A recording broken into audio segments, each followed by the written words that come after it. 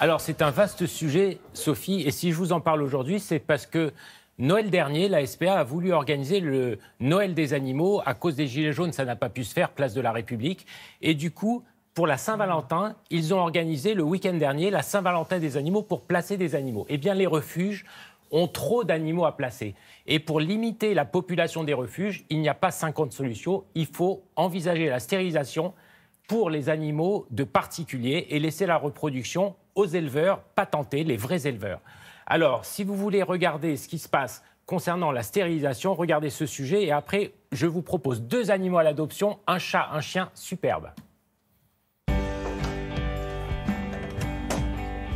De plus en plus de particuliers veillent à maîtriser la reproduction de leurs animaux de compagnie.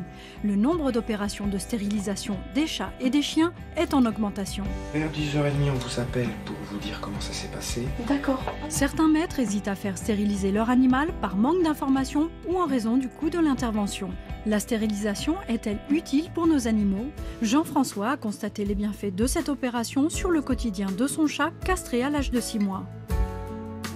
On a décidé de le castrer suite au conseil prodigué par le vétérinaire qui nous avait dit qu'en période de chasse, il ferait tout pour sortir. En milieu urbain, il rencontre des dangers. Parmi les craintes qu'on avait, on nous avait dit qu'il pourrait éventuellement prendre un peu de poids et surtout devenir un peu amorphe, perdre de son énergie. Ça n'a pas du tout été le cas. Il était toujours aussi joueur avant comme après. Avant qu'il ne soit castré, bon, il était encore petit, mais son urine était plus odorante. C'est beaucoup plus supportable. Ça représente un certain coût, mais ça fait partie aussi des responsabilités qu'on prend lorsqu'on accepte d'avoir un animal de compagnie. Bonjour Hugo. Pour ce comportementaliste, la stérilisation peut aider l'animal à avoir une stabilité émotionnelle toute l'année, en harmonie avec son environnement. Chez le chat mâle, forcément la baisse de la production de testostérone va faire baisser l'agressivité, et notamment l'agressivité entre congénères. Donc on va éviter beaucoup de bagarres, beaucoup de blessures. Les femelles, pour trouver un mâle, font des kilomètres. Donc là, avec la stérilisation, on va réduire considérablement ce besoin et donc on va avoir un chat qui ne fuit plus, qui rentre à la maison, qui n'a pas de portée. On va également avoir chez la femelle une réduction des vocalisations et des frottements qu'elle fait pendant la période de chaleur.